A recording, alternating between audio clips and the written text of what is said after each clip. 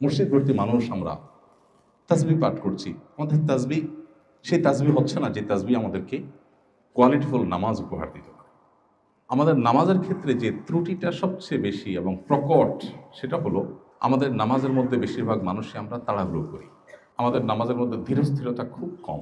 নামাজ নিয়ে যদি আমরা এখানে যত মানুষ আছি সবাইকে একটা করে ফর্ম দেওয়া হয় বা কাগজ কলম দেওয়া হয় যে আপনি আপনার নামাজের কোন জায়গাটা নিয়ে আপনার স্যাটিসফ্যাকশন নাই, আপনি কোন জায়গাটা নিয়ে আপনার অভিযোগের জায়গা, নিজের প্রতি নিজের অভিযোগ যে আমার নামাজের এই জায়গাটা নিয়ে আমি তৃপ্ত না, তাহলে আমার মনে হয় বেশিরভাগ মানুষই বলবেন মনোযোগ নাই আমাদের। আমি কি সঠিক বলেছি? আমাদের মনোযোগ নিয়ে আমাদের সবচেয়ে বেশি অভিযোগ নিজের ব্যাপারে, যে আমি নামাজ পড়ে আসলে মনোযোগটা থাকে না, অন্যদিকে মন চলে যায়।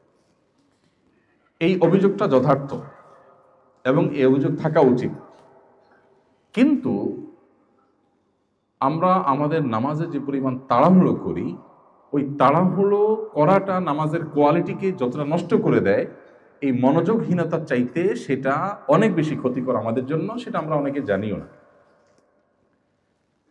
নামাজের যে ফরজ আছে, নামাজের যে ওয়াজিব আছে, এটার তালিকা আছে না? কতগুলো ফরজ, কতগুলো ওয়াজিব, আর কতগুলো সুন্নাহ। এই ফরজ ওয়াজিব সুন্নতের তালিকার মধ্যে আপনি মনোযোগ ধরে রাখা, এটা ফরজ ওয়াজিব এর তালিকাতে আপনি পাবেন। অবশ্যই সেটা নামাজের প্রাণ, নামাজের আসল জিনিস, রূহ, সন্দেহ নেই।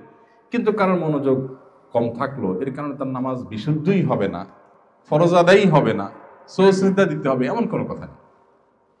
কিন্তু তাড়াহুড়ো এটা যদি একটা লেভেল ক্রস করে চলে যায়, তাহলে সেক্ষেত্রে নামাজ হবেই। কারণ নামাজের মধ্যে ধীরস্থিরতা মিনিমাম একটা লেভেল পর্যন্ত থাকা, এটা হাম্বলি ফুকাহে কেরামের মতে ফরজ, হানাফি মাযহাব এর উলামায়ে কেরামের মতে ওয়াজিব। তার মানে সব উলামায়ে কেরাম একমতের আবশ্যক, মাত্রা নিয়ে মত পার্থক্য আছে। যেহেতু এদেশে আমরা বেশিরভাগ মানুষ হানাফি ফিকহ ফলো করি, অতএব ওয়াজিব তো নিশ্চিত, বরং অনেক ইমামদের মতে, সৌদি আরবের আলেমদের মতে এটাও ফরজ। তাহলে এই যে নামাজের মধ্যে তাড়াহুড়ো করা, এটা নামাজকে নষ্ট পর্যন্ত করে দিতে পারে। অথচ বেশিরভাগ মানুষের মধ্যে আমাদের এই রোগটা, ব্যাধিটা আছে। এই ব্যাধিটা সম্পর্কে আমাদের অনেকের খবরও নেই, আমরা জানি না যে এই ব্যাধিটা আমার মধ্যে আছে। এমনকি যারা আমরা মনোযোগ নিয়ে অভিযোগ করি যে আমার মনোযোগ ঠিক থাকে না, মনোযোগ ধরে রাখতে পারি না, আমার নিজের ক্ষুদ্র অভিজ্ঞতা, আমি দেখেছি যে যদি কেউ নামাজ খুব বেশি সময় নিয়ে আদায় করতে পারেন, ধীরস্থিরতার সাথে আদায় করতে পারেন, তার নামাজে মনোযোগ অটোমেটিক চলে আসে। এটা আপনি আজকে থেকে ট্রাই করতে পারেন। আপনার 2 রাকাত নামাজের জন্য ধরা যাক আপনি 3 মিনিট বরাদ্দ করেন, আপনি আজ থেকে 2 রাকাত নামাজের জন্য 5 মিনিট বরাদ্দ করেন। 4 রাকাত নামাজ পড়তে আপনার 5-6 মিনিট সময় লাগে, আজকে থেকে আপনি 10 মিনিট টাইম বরাদ্দ করেন। রুকুতে যে পরিমাণ সময় আপনি অন্য সময় দেন, আজকে থেকে একটু বাড়িয়ে দেন। সেজদায় যে পরিমাণ সময় দেন, আজকে সেটাকে ডাবল করে দেন। 2 সেজদার মাঝখানে উঠে বসা এবং সেখানে দোয়া আছে। এই দোয়া মিন জাওয়ামিআল আদইয়া, অল্প কথায় দুনিয়ার সব, আখিরাতের সব চাওয়া হয়ে যায় মাত্র 4-5টি বাক্যে, সব চাওয়া হয়ে যায়। ছোট ছোট কয়েকটা দোয়া, রব্বিগফিরলি ওয়ারহামনি ওয়াহদিনি ওয়াআফিনি ওয়ারফা'নি ওয়াজবুরনি ওয়ারযুকনি। কয়েকটা হাদিসের সন্নিবেশ করলাম।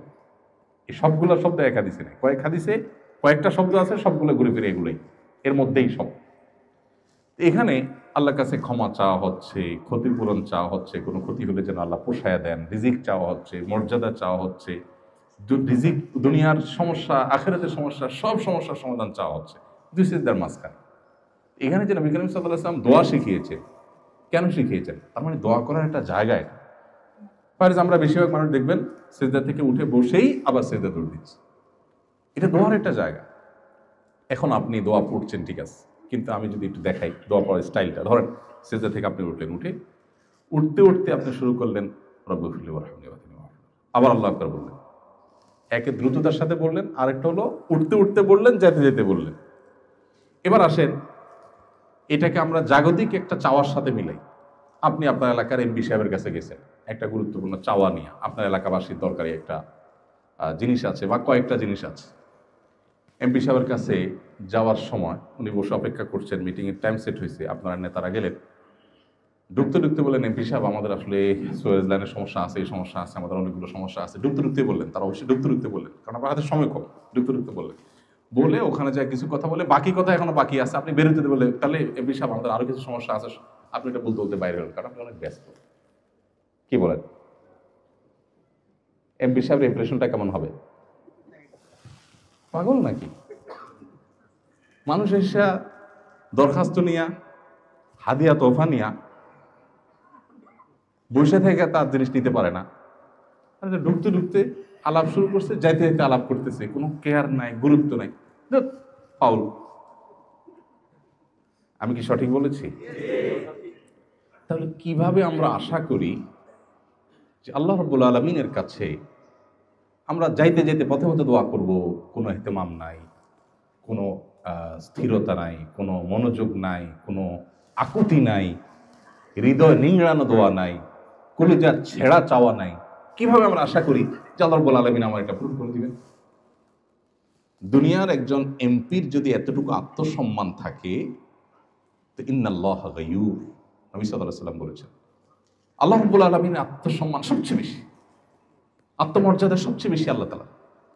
এই জন্য আল্লাহর সঙ্গে কেউ যদি কাউকে শিরক করে, আল্লাহকেও খুশি করতে চায়, আবার বান্দাকেও খুশি করতে চায়, তখন আল্লাহ বলেন, বান্দা তুমি যেহেতু আরেকজনকে খুশি করার চিন্তা করছো আমার পাশাপাশি, আমি আসলে কোনো শিরক পছন্দ করি না, আমি আত্মসম্মান বুঝি, সো তুমি তাকেই খুশি করো, সে খুশি হোক, আমি তোমার উপর খুশি হব।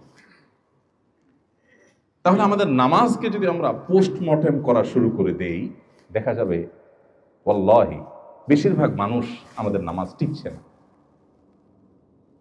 এই নামাজ আখিরাতে আল্লাহর কাছে আমাদেরকে মুক্তি এনে দেওয়া তো অনেক পরের কথা, নামাজের যে জাগতিক উপকারিতা থাকার কথা, যেমন ইন্নাস সালাতা তানহা আনিল ফাহশাই ওয়াল মুনকার, নামাজ মানুষকে অশ্লীলতা থেকে, অন্যায় কাজ থেকে বিরত রাখে, এই কাজটা হবে না।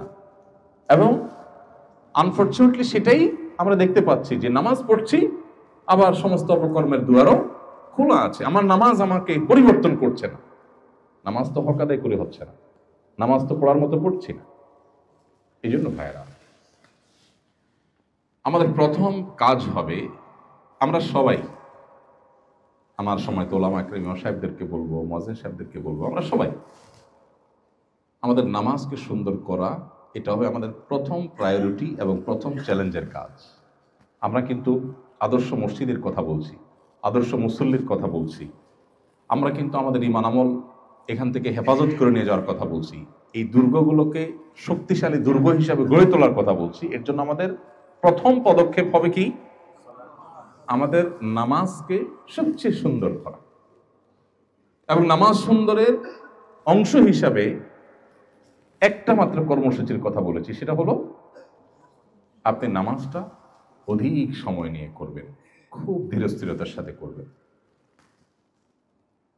হুযায়ফা ইবনুল ইয়ামান রাদিয়াল্লাহু তাআলা আনহু, তিনি এক ব্যক্তিকে দেখলেন খুব হুলস্থুল করে নামাজ পড়ছে, খুব হুলস্থুল। তখন নামাজ শেষ হওয়ার পর লোকটাকে ডাকলেন, ডেকে বললেন, তুমি এভাবে কতদিন নামাজ পড়ছো, কতদিন তুমি নামাজ পড়ছো? তখন সে লোক বললেন, 50 সানা, 50 বছর ধরে। হয়তো ইসলাম গ্রহণ করার আগে থেকেও তো মক্কার মানুষ, মুশরিকরাও তো নামাজ পড়তো, তাদের নামাজের ধরন ধাঁচ ভিন্ন ছিল, হয়তো মক্কা ও তাসদিয়া ছিল কোরআনের ভাষায়। যাই হোক, তো দীর্ঘদিন পর্যন্ত তিনি নামাজ পড়ছেন। তখন হুযায়ফা ইবনুল ইয়ামান রাদিয়াল্লাহু তাআলা তাকে বললেন, ওয়াল্লাহি, আল্লাহর শপথ করে বলছি, এই যে তাড়াহুড়ো নামাজ যেটা তুমি পড়লা, এই নামাজ নিয়ে যদি তুমি দুনিয়া থেকে যাও, তাহলে তুমি মুহাম্মদ সাল্লাল্লাহু আলাইহি সাল্লামের শরীয়ত এর উপরে প্রতিষ্ঠিত থেকে তোমার মৃত্যু হলো না। তোমার নামাজ মুহাম্মদ সাল্লাল্লাহু আলাইহি সাল্লামের নামাজ নয়। আরেক ব্যক্তি নবী করিম সাল্লাল্লাহু আলাইহি সাল্লামের সময় মসজিদে নববীতে প্রবেশ করলেন, করে তিনি 2 রাকাত নামাজ পড়লেন। হয়তো মসজিদে ঢোকার নামাজ ছিল, তাহিয়াতুল মসজিদ। অথবা ফরজ নামাজ হয়তো পড়ে আসছেন, আদায় করছেন, নামাজ পড়ছেন। নামাজ পড়ে নবী করিম সাল্লাল্লাহু আলাইহি সাল্লামকে এসে সালাম দিলেন। নামাজটা পড়ে নবীজি বসা ছিলেন, এসে তাকে সালাম দিলেন। সালাম দেওয়ার পর নবী সাল্লাল্লাহু আলাইহি সাল্লাম সালামের জবাব দিলেন। জবাব দিয়ে বললেন, ইরজা ফাসাল্লি ফাইন্নাকা লাম তুসাল্লি, তুমি যাও আবার নামাজ পড়ো, কারণ তোমার নামাজ হয়নি। বেচারা উঠে গিয়ে আবার নামাজ পড়লেন, পড়ে এসে আবার সালাম দিলেন। নবী সাল্লাল্লাহু আলাইহি সাল্লাম এবারও সালামের জবাব দিয়ে একই কথা বললেন, যাও তুমি নামাজ পড়ো, তোমার নামাজ হয় নাই। ভদ্রলোক আবারও গেলেন, যে তিনি আবারও নামাজ পড়লেন, পড়ে আসলেন, এসে আবার নবী সাল্লাল্লাহু আলাইহি সাল্লামকে সালাম দিলেন। নবী সাল্লাল্লাহু আলাইহি সাল্লাম এবারও একই কথা বললেন, 3 বার নামাজ পড়লেন। এখানে একটু থামি, আমি এই কথায় আসবো, এই জায়গাটায় আসবো, মাঝখানে একটু এখান থেকে একটা শিক্ষা নিয়ে নিই। এই ঘটনা যদি আমাদের সাথে ঘটতো, ধরেন নবী করিম সাল্লাল্লাহু আলাইহি সাল্লামের সময়ে আমরা 2 রাকাত নামাজ পড়ে এসে সালাম দেওয়ার পর বললেন যে তোমার নামাজ হয়নি, আবার পড়ো। পড়লাম, পড়ে আসলাম, আবার সালাম দিলাম, তিনি আবারও পাঠাইলেন, আবার পড়ে আসলাম, আবারও পাঠাইলেন। 3 বার এভাবে নামাজ পড়লেন সেই ব্যক্তি। আমাদের সময় যদি হইতো আমরা কি করতাম বলেন তো? মানে একটু আমরা করি, কি হতে পারতো? হ্যাঁ, বিরক্ত হইতেন, বিরক্তি বোধ করে কি করতেন? একটা রিপ্লাই তো আসতো, সে কি হতে পারতো? হ্যাঁ হ্যাঁ, না, সংঘর্ষ হলো। আল্লাহ রসুল যেহেতু ডাইরেক্ট সংঘর্ষ হয়তো হতো না। ইয়েস, কিভাবে পড়বো, এই যে সঠিক। আমরা হলে বলতাম আপনি আমাকে বলে দিলেই তো হয়, আমার এতবার নামাজ পড়াচ্ছেন, কি সমস্যা, সমস্যাটা কি? আপনি আপনার হুজুরকে দিয়ে চিন্তা করেন, আপনার ইমাম সাহেব যদি আপনাকে এই কাজটা করেন, আপনি কি করবেন? বলবেন হুজুর আপনি আমার সোজা বলে দিতে পারতেন, এত আর বলার দরকার কি, আপনি বলছেন না কেন? নবী করিম সাল্লাল্লাহু আলাইহি সাল্লামের শিক্ষাদান পদ্ধতি নিয়ে বহু গবেষণা হয়েছে পৃথিবীতে, বহু পিএইচডি হয়েছে। আপনারা একটা হাদিস শুনবেন, সম্ভবত আবু যর গফার রাদিয়াল্লাহু তাআলার সাথে নবী সাল্লাল্লাহু আলাইহি ওয়াসাল্লাম বের হয়েছেন। শীতকালে গাছের পাতাগুলো সব গোড়া বোটা একেবারে নরম হয়ে থাকে, একটু নাড়া দিলে ঝরে পড়ে। তো নবী সাল্লাল্লাহু আলাইহি ওয়াসাল্লাম তাকে নিয়ে ফজরের পরে বের হলেন। এরকম একটা গাছ, এর পাতা সবগুলো পেকে আছে, ঝরে পড়বে। আমাদের দেশে তো শীতের সময় খুব বেশি ঝরে পড়ে না, ইউরোপে, পৃথিবীর অন্যান্য দেশে, যেসব ঠান্ডা প্রধান দেশগুলোতে, জাপানে, কোরিয়াতে, অন্যান্য দেশে যারা গেছেন তারা জানেন যে শীতের সময় গাছের শুধু ইয়েটা থাকে, কঙ্কালটা থাকে, ডালগুলো থাকে, পাতা সব পড়ে সাফ হয়ে যায়, আবার নতুন পাতা গজায়। তো নবী সাল্লাল্লাহু আলাইহি ওয়াসাল্লাম এরকম প্রচন্ড ঠান্ডা, পাতাগুলো সব ঝরে পড়ার জন্য প্রস্তুত হয়ে রয়েছে, 2-4টা পড়ছে, উনি গাছটা ধরে জোরে ঝাঁকুনি দিলেন, সব পাতাগুলো পড়ে গেল, সামান্য কিছু হয়তো ছিল। এবার আবু যর গফার রাদিয়াল্লাহু আনহু বলছেন যে আবু যর, আপনি জানতে চাইলেন না আমি কেন এই কাজটা করলাম, আপনি আমাকে জিজ্ঞেস করলেন না। এবার আবু যর গফার রাদিয়াল্লাহু আনহু বলছেন, রাসূলুল্লাহ কেন করেছেন? তখন নবী সাল্লাল্লাহু আলাইহি ওয়াসাল্লাম বলেছেন, এই যে গাছের পাতাগুলো নাড়া দিলাম আর সব ঝরে পড়ে গেল, কোন আল্লাহর বান্দা যখন 5 ওয়াক্ত নামাজ সময় মতো সুন্দর করে সঠিকভাবে আদায় করেন, তার ছোটখাটো গুনাহগুলো এইভাবে ঝরে একদম সাফ হয়ে যায়। আমরা যদি হতাম হয়তো বলে বসতাম, এই কথাটা আপনি শুরুতে বললেই তো, আপনি আগে ঝাড়া দিলেন, এরপর বললেন আমি কেন ঝাড়া দিলাম তুমি জিজ্ঞেস করলে না, তারপর আমাকে উত্তর দিলেন। যারা টিচিং মেথড নিয়ে গবেষণা করেন সারা ওয়ার্ল্ডে, নবী করিম সাল্লাল্লাহু আলাইহি ওয়াসাল্লাম এক একটা হাদিস নিয়ে হাজারো পৃষ্ঠার বড় বড় থিসিস এবং গবেষকদের গবেষণা আইটেম এখানে আছে। একজন মানুষকে একটা কথা বলার আগে, শেখাবার আগে তাকে তার অ্যাটেনশন গ্রো করা, প্রশ্ন করে উত্তরের জন্য তাকে আগ্রহী করে তোলা, আর অনেকগুলো দিক এখানে আছে। যাই হোক, তো এই যে নবী করিম সাল্লাল্লাহু আলাইহি ওয়াসাল্লাম ওই ব্যক্তিকে 3 বার নামাজ পড়ালেন, এরপর তিনি বলছেন, হে আল্লাহ রাসূল, আমাকে আপনি শিখিয়ে দিন, আল্লাহর শপথ করে বলছি যে আল্লাহ আপনাকে রাসূল করে পাঠিয়েছেন, আমি এর চেয়ে সুন্দর নামাজ আর পারি না, অতএব আপনি আমাকে শিখিয়ে দেন। কথা দেখেন, কথার ধাঁচ দেখেন, কেন সাহাবীরা সাহাবী আর কেন আমরা, তাদের সাথে আমাদের পার্থক্য আকাশ পাতাল। কেন? কেন নবী সাল্লাল্লাহু আলাইহি সাল্লাম বলেছেন তোমাদের কেউ যদি সামান্য পরিমাণ আল্লাহ রাস্তা দান করে এই মদিনার কয়েক কিলোমিটার বিশিষ্ট উহুদ পাহাড় সমপরিমাণ স্বর্ণ পরবর্তীরা দান করে তোমাদের মর্যাদার সমান হতে পারবে না। কেন এটা বলেছেন, পার্থক্যটা কত বেশি তাদের সাথে আমাদের, এই ঘটনাগুলো প্রত্যেকটা হাদিসের পরতে পরতে আপনি শিক্ষাগুলো পাবেন। আমরা এখান থেকে জাস্ট শিক্ষাটা নিলাম। এবার মূল পয়েন্টে আসি। ওই ব্যক্তিকে নবী সাল্লাল্লাহু আলাইহি সাল্লাম বললেন যে আবারও পড়ো, তখন বললেন যে আমাকে আপনি শিখিয়ে দেন, কারণ ইচ্ছে ভালো নামাজ আমি আর যাই না। তখন নবী সাল্লাল্লাহু আলাইহি ওয়াসাল্লাম তাকে শিখালেন যে তুমি যখন দাঁড়াবে সূরা কিরাত পাঠ করবে, তারপর তুমি রুকুতে যাবে, রুকুতে যাওয়ার পর হাত্তা তাতমাইন্না রাকিআন, রুকুতে গিয়ে তুমি একেবারে স্থির হওয়া পর্যন্ত অপেক্ষা করবে। তার মানে এরপরে রুকু তোমার স্টার্ট হলো। এরপর রুকু থেকে তুমি যখন মাথা তুলে সোজা করবে তখন তুমি দাঁড়াবে, একেবারে টান টান সোজা হওয়া পর্যন্ত অপেক্ষা করবে, তাহলে তোমার দাঁড়ানোটা কমপ্লিট হবে।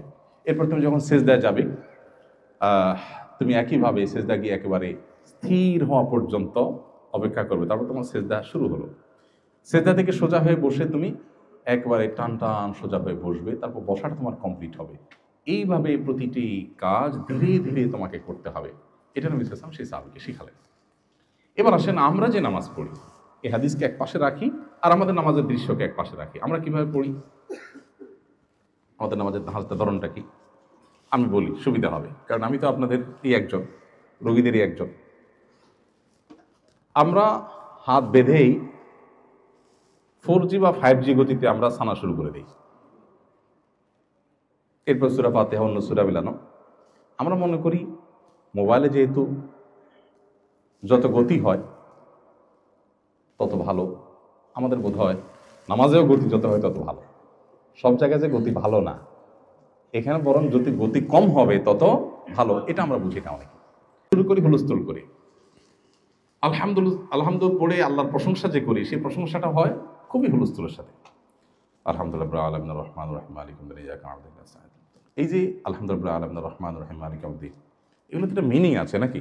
আলহামদুলিল্লাহি রাব্বিল আলামিন, যিনি সকল জগৎসমূহের পালনকর্তা, সে আল্লাহর জন্য সকল প্রশংসা, এটা প্রশংসা করছেন। আর রহমানির রহিম, যিনি পরম দয়ালু, সীমাহীন অনুগ্রহকারী। মালিক ইয়াউমিদ্দিন, যিনি কিয়ামতের দিবসের মালিক, অধিপতি, অধিকারী, সেদিনের আধিপত্য তাহার এককভাবে তিনি কন্ট্রোল করবেন। এভাবে প্রত্যেকটা আয়াতের অর্থ আছে। আল্লাহকে আপনি এগুলো প্রশংসা নিবেদন করছেন, কিন্তু প্রশংসা নিবেদন করার সময় আপনি পড়ছেন কি আলহামদুলিল্লাহ রাব্বিল আলামিন রহমানির রহিম মালিকিল ইয়াউমিদ্দিন ইয়াকা, মানে আপনি জপছেন, কিছু একটা জপছেন।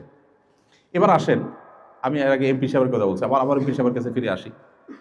আপনি আপনার এমপি সাহেবের কাছে গেছেন, প্রধানমন্ত্রীর কাছে গেছেন, প্রধান উপদেষ্টার কাছে গেছেন, দুনিয়ার কোনো পাওয়ারফুল ব্যক্তির কাছে গেছেন, যায় বা তাকে আপনি দাওয়াত দিয়ে আনছেন আপনার মাহফিলে, আপনার প্রোগ্রামে। এরপর প্রশংসা বাক্য পড়ে পাঠ করছেন। তো আপনার হাতে সময় কম, সেজন্য বলতেছেন যে এমপি সাহেব আপনার মতো মানুষ হয় না, আপনি অনেক ভালো মানুষ, মাশাআল্লাহ আপনার বাপদা 14 গোষ্ঠী ভালো, আপনি অনেক দানশীল মানুষ, আপনি অনেক কিছু করছেন, হান করছেন, তার করছেন। আপনি এমন হুলস্থুলভাবে বলছেন যে কি বলছেন সেটা পুরো ক্লিয়ার না, পরিষ্কার না।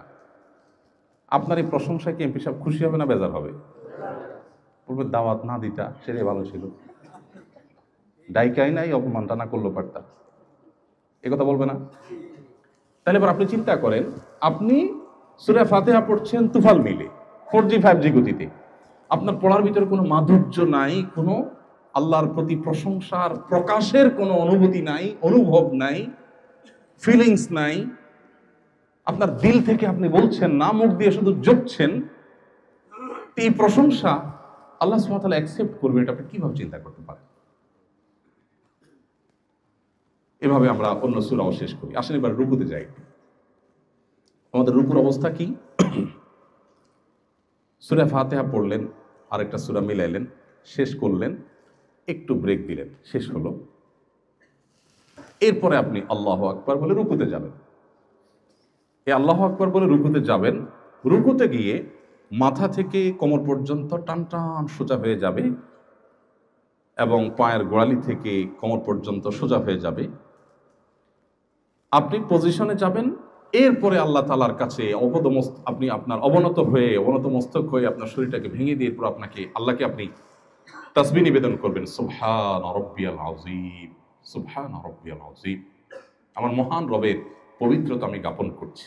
আল্লাহকে আপনি পবিত্রতা জ্ঞাপন করছেন। এই যে সুবহান রাব্বিল আযীম পড়ছেন, এইটা পড়তে গিয়ে যদি আপনি এভাবে পড়েন সুবহান রাব্বিল আযীম, সুবহান রাব্বিল আযীম, সুবহান রাব্বিল আযীম, সুবহান রাব্বিল আযীম, সুবহান রাব্বিল আযীম, তাহলে কি দাঁড়াবে? এমপি সাহেব আপনি ভালো, এমপি সাহেব আপনি ভালো, এমপি সাহেব আপনি ভালো। মানে একটু বোঝার জন্য বলছি, শুনতে কেমন শোনা যাবে ওইটা? তাহলে আল্লাহ রাব্বুল আলামিনের শানে আমরা যেটা করছি, তুমি আর কোথাকার এমপি, সেও মানুষ আমিও মানুষ, হয়তো উনি এমপি আমি এমপি না, এই তো এইটুকুর কারণে তিনি যদি এতটা অপমান বোধ করেন, এতটা তিনি কষ্ট পান, তাহলে আল্লাহ রাব্বুল আলামিন তিনি তো গায়ুর, সবচেয়ে বেশি আত্মমর্যাদা আল্লাহ রাব্বুল আলামিনের জাতে পাকের। তাহলে তিনি কিভাবে আমাদের এই সুবহানাল্লাহ এগুলো নেবেন? মসজিদ ভর্তি মানুষ আমরা তাসবিহ পাঠ করছি, আমাদের তাসবিহ সেই তাসবিহ হচ্ছে না যে তাসবিহ আমাদেরকে কোয়ালিটিফুল নামাজ উপহার দিতে পারে। আচ্ছা, এই যে তাসবিহ পাঠ করছি সেটাও হওয়ার কথা ছিল আমি আল্লাহু আকবার বলবো, রুকুতে মাথা থেকে কোমর পর্যন্ত টান টান সোজা হব, পজিশনে যাব, এরপর আমি স্টার্ট করব সুবহান রাব্বিল আযীম। আচ্ছা, আমার প্রশ্ন, রুকুর তাসবিহ কখন পড়তে হয়? প্রশ্নটা কি বেশি কঠিন হয়ে গেল? রুকুর তাসবিহটা কখন পাঠ করতে হয়? রুকুতে যাওয়ার পরে। ফাইন, উত্তর সঠিক। আমরা বেশিরভাগ মানুষ সাধারণত যে প্র্যাকটিস দেখা যায় সেটা হলো আল্লাহু আকবার বলে, মানে শরীরটা বাঁকা করতে একটু সময় লাগে, পজিশনে যেতে সময় লাগে, আল্লাহু আকবার বলে ফেলতে মুহূর্তের মধ্যে, একদম বিদ্যুৎ চমকের মতো আল্লাহু আকবার বলেই সুবহানা বলা শুরু হয়ে যায়। মানে পথে থেকেই সুবহানা রাব্বিয়াল আযীমে সুবহানা শুরু হয়ে যায়। রাব্বিয়াল আযীম হয়তো পজিশনে যাওয়ার পরে হয়। তাইলে প্রথম তাসবিহর অর্ধেক পথে আর অর্ধেক পজিশনে, দ্বিতীয় তাসবিহটা হয়তো পজিশনে হয় হুলস্থুল বিদ্যুৎ গতিতে, আর 3 নম্বর তাসবিহটা আবার সুবহানা বলে শুরু করে মাথা সোজা করতে করতে, তাহলে যাওয়ার পথে এক তাসবিহ, আসার পথে এক তাসবিহ, মাঝখানে এক তাসবিহ।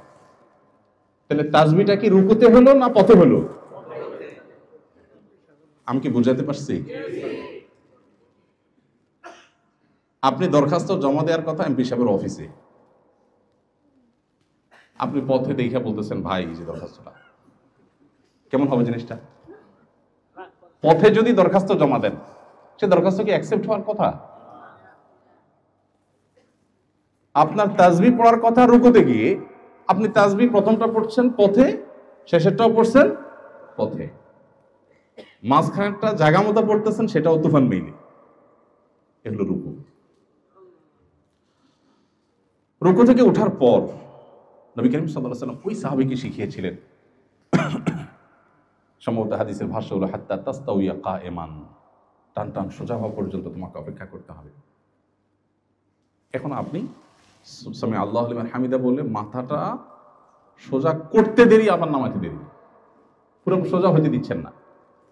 হওয়ার কথা ছিল আপনি সোজা হবেন, সামি আল্লাহু লিমান হামিদা, সোজা হয়ে গেছেন, এবার স্টার্ট হবে রব্বানা ওয়া লাকাল হামদ, রব্বানা লাকাল হামদ।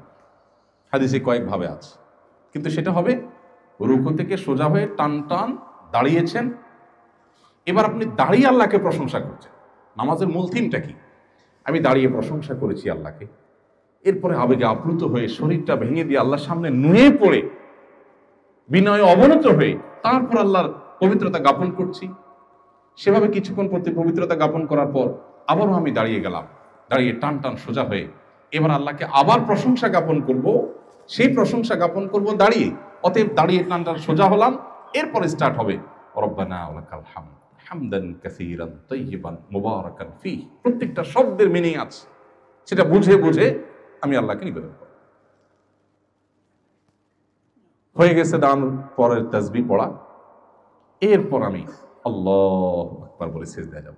সিজদাও কিন্তু ওই একই কাহিনী হয়, সুবহান রাব্বিয়াল আলা পথে যাইতে আসতে মাঝখানটা তুফান মিলে ফোরজি গতিতে শেষ সিজদা। সিজদা থেকে উঠেও ওইরকম সোজা হয়ে টান টান হয়ে বসা বসে নাই, উঠতে দেরি যেতে দেরি নাই। নবী করিম সাল্লাল্লাহু আলাইহি সাল্লাম এটাকে বলেছেন কানাকরিদ দিক, মোরগ যেভাবে ঠোকর দেয় আমাদের নামাজগুলো সেরকম ঠোকর। কথাগুলো এই জন্য বলছি, ওই যে নবী সাল্লাল্লাহু আলাইহি সাল্লাম বলেছেন কিয়ামতের আগে মসজিদ ভর্তি মুসল্লি হবে, একজন মুসল্লিও খুঁজে পাওয়া কঠিন হবে, পাওয়া যাবে না যে তার খুশু খুশু নামাজের মধ্যে আছে।